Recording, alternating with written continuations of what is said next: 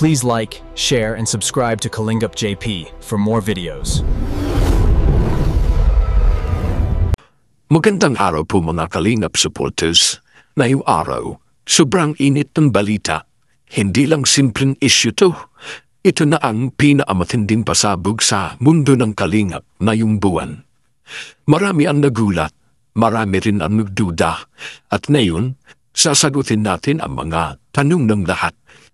Totoo ba na hindi magkakabahay si Krista kung wala siyang sponsor? May kondisyon ba talaga bago ituloy ang pabahay? At nasaan na nga ba ang kita mula sa mga vlog at business ni Krista?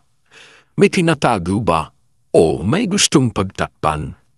Pero bago natin talakayin yan, may galaw shout out muna sa ating mga solid commenters, si Elizabeth Donabar mula sa Muñoz, Nueva Ecija, at Estela Andrada mula sa Ordineta City, Pangasinan. Maraming salamat sa walang sawang suporta nyo, mga Kalingap. At syempre, huwag nating kalimutan, tuloy-tuloy po nating suportahan ang matubang family, sina Kuya Bal, Kalingap Rab, at ang buong Team Kalingap sa kanilang araw-araw na pagbibigay saya at tulong sa ating mga kababayan. Kaya huwag kang naalis dahil na yon, ilalabas na natin ang totoong kwento sa likod ng isyung ito. So ayun niya po mga Kalingap, balikan muna natin.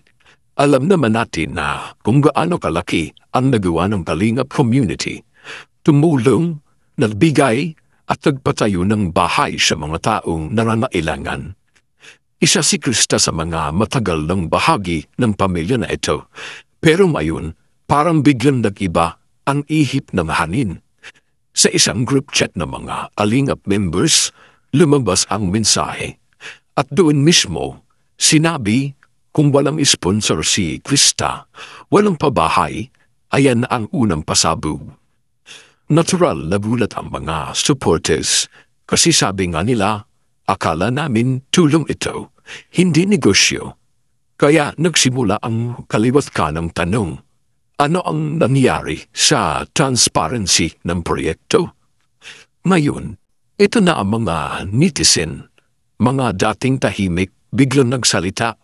May mga nagsabing, baka naman may dahilan si Kalingap Rab, pero may iba namang diretsahan na hindi na ito tama.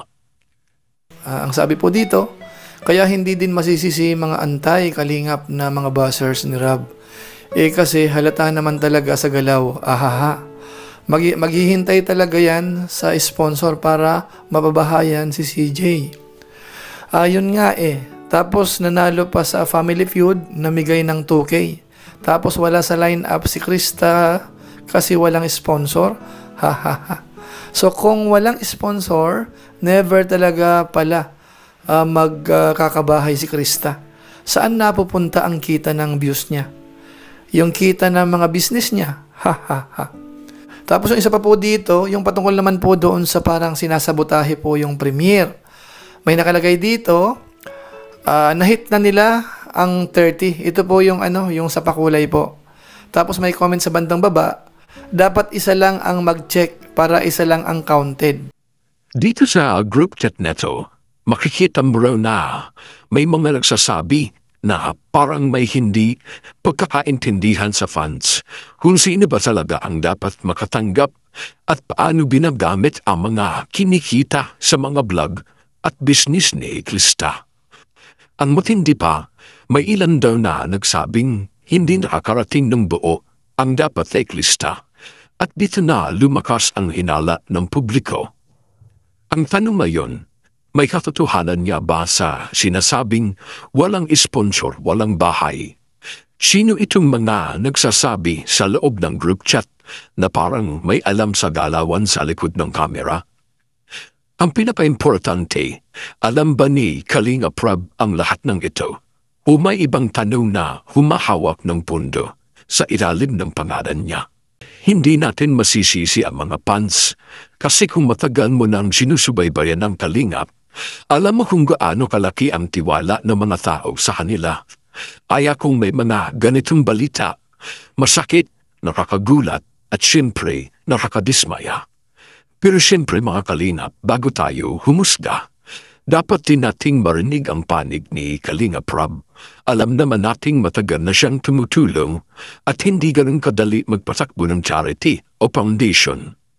Posible rin na may hindi pagkakaunawaan, baka may protocol lang talaga. Baka sinusunod lang ang sistema. Kasi alam naman natin, hindi pwedeng lahat agad-agad may pabahay kung kulang-kulang ang pundo. Pero kung totoo man ang sinasabing sponsor requirement, dapat malinaw ito sa simula pa lang.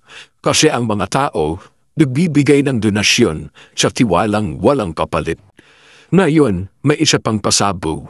May mga lumalabas na screenshot na usapan sa group chat. At ayon sa ilang nasa loob ng GC, mismong mga member ng Kalingap ang naglabas nito. Ibig sabihin, may mga hindi nakatiis. Grabe, kung totoo ito, ibig sabihin, may mga taong nasa loob mismo na gustong ilabas ang katotohanan. At alam mo kung ano ibig sabihin nun. May problema sa loob. May hindi pagkakaintindihan. At kung hindi ito maayos, posibleng masira ang pangalan ng buong grupo. Ang mga comment ng mga netizen ngayon ay hati, pero lahat sila gusto lang isang klaridad. Dito natin makikita kung gaano kahalaga ang transparency, lalo na kapag tulong at donasyon ang pinag-uusapan. Dapat bukas, malinaw at patas. Kung totoo man na may pagkukulang sa komunikasyon, panahon na siguro para umupo ang lahat, si Kalinga Prab, si Krista, at ang mga kasamahan nila, at pag-usapan ng maayos, kasi sayang ang ganda na nung simulan nila. Hindi ito panahon ng bangayan, kundi pagsasaayos. Kaya mga Kalingap supporters, ano masasabi ninyo? Sa tingin niyo ba may mali sa sistema? O napalaki lang ng mga chismis? I-komento niyo sa baba. Gusto kong marinig mismo ang opinion ninyo. Abangan natin sa mga susunod na araw kung maglalabas ng statement si Kalinga Prab at kung ano ang magiging sagot ni Krista. Dahil sa ayon, mainit pa. At mukhang marami pa tayong malalaman. Ako po si Kalingap JP at ito ang Kalingap Pasabog React, kung saan walang lihim ang mananatiling lihim.